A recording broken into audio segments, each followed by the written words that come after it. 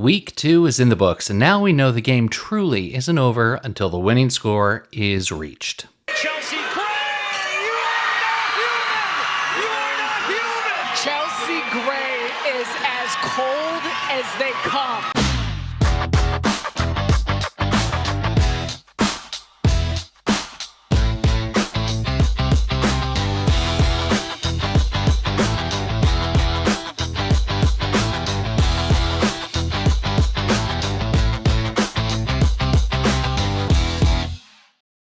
Hello folks and welcome to Dummy Run Sports. I am your host Brody Hessen, and today I'm going to go through my power rankings of the Unrivaled 3v3 Women's Basketball League. I'll rank the teams 1 through 9. Yes, 9, that's right. Chelsea Gray is a team on her own. Chelsea Gray, you are not human! Overall, I think a lot of teams took major steps forward this week. The middle teams on my list are pretty much interchangeable in terms of ranking. They all have a lot figured out, but still have room to improve. A lot of teams improved chemistry throughout the roster as well as finessed their rotations, but just lacked execution at times. And for the most part, the teams that won this weekend were the ones who executed more often than the other team. That being said, let's get into the rankings. Coming in at number 8, again, I have the Hive BC revisiting this spot from last week. I want to give the Hive its credit though. They made some major improvements from week 1 to week 2. Actually, they made the most improvement between their two games over this past weekend. In their first game against the Breeze, they still looked lost and flat-footed. Sonia Citron did look more comfortable in her second game, and of course, Mitchell is the engine for this team. But players like Ezzy and Mo Billings looked surprised when the ball would come to them. In a fast-paced game like this, if you don't know if you're going to pass, shoot, or dribble before the ball comes to you, the Breeze's defense was on top of the players before a play even got started. Counter that against the second game they played against the Vinyl, and Mo Billings looked energized and dangerous, like the player I thought she could be for this team. Having that third player that Citron and Mitchell could play off of was a game changer, and I wouldn't be surprised if those three were the starters for this next weekend's games. I think if they continue to build on what they've got and get a touch more off the bench, they're going to get a win and get things turned around. But right now, they are number 8. Number 7, another Xerox from last week. I have the Lunar Owls. The Lowls made improvements in chemistry and execution in week 2, especially the connection between Marina Mayberry and Aaliyah Edwards. Edwards with 38 points against the Laces is impressive. 25 points would have been impressive. 38 is inspiring and should be motivating for this team moving forward. It's hard right now for the Lowls because without Skylar Diggins, there hasn't been a third player off the bench that has stepped up. Edwards and Mayberry combined for 64 of the 72 points against the Laces. Beck Allen defensively has stepped up more this week. However, it really feels like until this group gets Diggins back, a win is only going to happen if Marina and Aaliyah somehow do even more than what they already are, who are already 2 of the top 3 scorers in the league. Lowls, you are at number 7 for the colossal independent efforts that have been keeping you going. However, the Hive is right on your heels, and they could overtake you this next week if you don't get your house in order. That was the worst thing I've ever seen in my life. Did you grow up in the woods? Are you Nell from the movie Nell? Number 6. This is the meat and taters of the list. Sling those taters off so you don't have to work them off with your fingers. Essentially, 6 through 2 are all very even teams with their own strengths and weaknesses. Coming in at number 6, can you tell that I'm stalling because this will be a fairly unpopular choice? Right to jail, right away. The Breeze BC, I have you at 6. It's low, I know. Jail, right away. But I'll tell you why. Your strength of victory came against a team that consisted solely of Citron and Mitchell. But to be fair, your loss was against a really good team in the Rose. Dom and Paige could beat any team by themselves. I believe that. Those two are so good together. My early critique of this team is that besides only having 5 players to rotate through, this is really the Dom, Page, and Jackson team. Kate is great off the bench, giving lots of energy and making timely plays, grabbing back momentum, and Cam Brink does enough to give Malanga a breather. Overall, the floor for this team is very high. However, I don't think this team developed and improved its ceiling from week 1. They play the Vinyl and the Mist in week week 3, and these are two very strong 6-player teams, and I think this is going to be a very good test for the Breeze to see how they respond when they are forced to play outside of how they are comfortable playing. Right to jail. Number 5, coming at you, Ghost Gang, Phantom.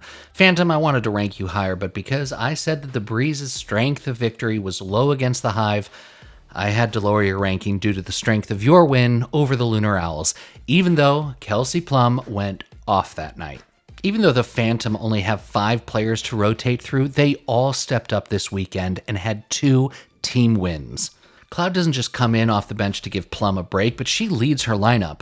AB and KP are a magical duo around the paint, and what most impresses me is the team's dedication to Kiki Irifin. She hasn't started hot in any game, but her teammates and coaches keep giving her minutes and opportunities with the ball, and she ends games with great stat lines. It was really cool to see that in the Lunar Owls game, when the Phantom had a sizable lead, they just kept playing Kiki over and over again till she got hot, and this paid massive dividends in the Miss game, where so much of what the Phantom wanted to do with their lineups depended on Kiki being good to go.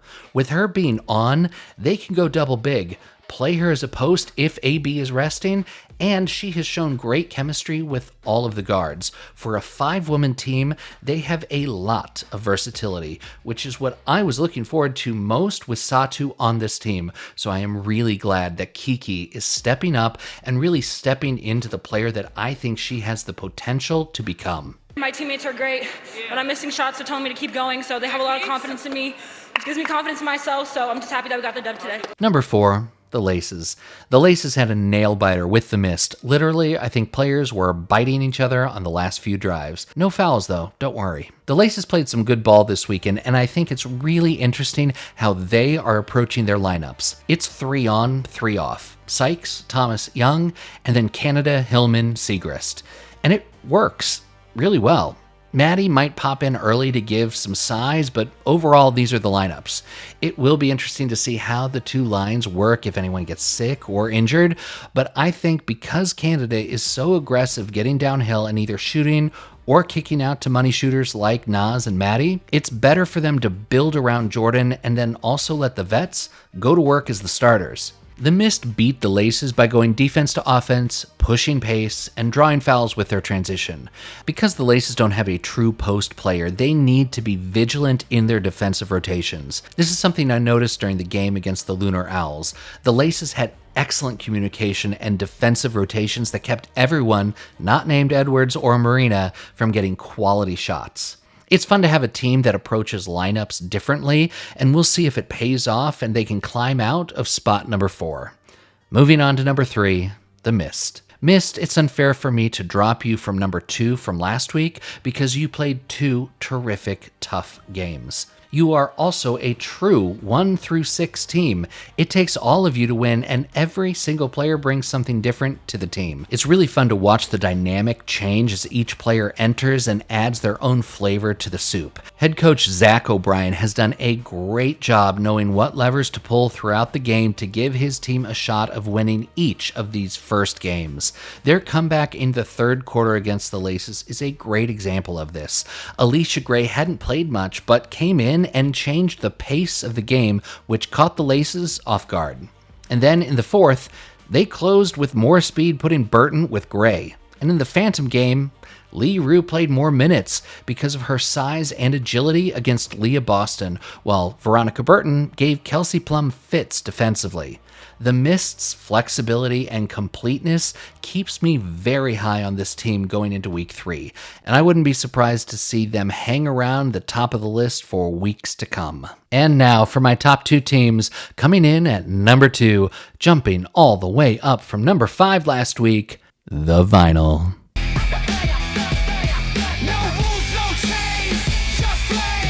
Did you like that? Fancy, right? I just learned how to do that in post. Don't worry, that's the only one. Let's see it again.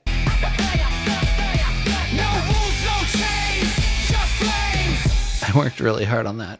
Vinyl narrowly lost to the Rose BC, my repeating number 1 team, and then blew out the Hive. And yes, I can hear the critique coming. You lowered the Breeze because of the strength of victory. Yes, however, the Hive did start playing much better in this game, and De'Erica Hamby put up a 40-burger. First bun, then patty, followed by ketchup, mustard, pickles, extra onions, lettuce, cheese, tomatoes, and bun, in that order. I love balanced teams and complementary basketball, but Hamby putting up 40 points raises this team to number 2 this week because I do not think that this is an anomaly. I can see Hamby going off like this several more times this season. She should be scoring 20 points on her bad nights and 30 points on her normal nights. She's that good. And not only that, Ryan Howard has been hot after game 1. My people are shit hot. Do you hear me? Shit hot! And Ray Burrell is quietly one of the most effective players off the bench. I'd say second to only Alicia Gray. That's high praise. The Vinyls still have lots of room to improve, but the elite level of execution has brought this team up to a top spot in my book this week. Which leaves your reigning champs and returning number 1 ranked team, the Rose BC.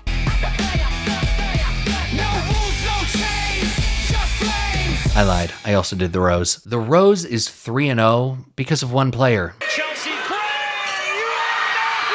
This is not to take away from anything the rest of the team is doing. Everyone is playing extremely well. But just like Dearica, Chelsea Gray's elite execution of her otherworldly skill set elevates this entire team. Chelsea Gray is as cold as they come. To win against the Vinyl, who outplayed the Rose for most of the game, Chelsea had a steal and 2 threes for the win. She scored 60 points this weekend. You never sleep on Chelsea Gray because the Rose always has a chance to win if Gray is playing. The rest of the team, like I said, is playing really well. Azrae Stevens has displayed that extra gear that I've been wanting out of her more consistently as a Sparks fan. Shakira Austin is playing at a very high level against some very tough assignments. Exhibit A, Dearica Hamby. Ultimately, is there still room for this team to grow? Absolutely. Does it concern me if anything happens to Gray? Yep. But like I said last week, if Chelsea Gray has an off night and only performs at half of what her potential is, I still think they beat most teams, which is why they stay at number 1. Chelsea Gray is as cold as they come. Okay, that's it. All 8 teams. Here they are again. Number 8, the Hive BC. Number 7, the Lunar Owls. Breeze, don't hate me. Number 6. Number 5, the Phantom. Number 4, Lace 'em Up, Laces.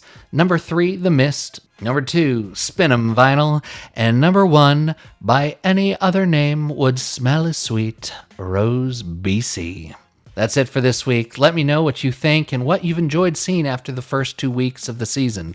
If you've liked this video, think about giving it a like and subscribe. This is a new channel focused on insightful and fun discussion and analysis of women's sports, and your support would mean a lot. Anyways, see ya.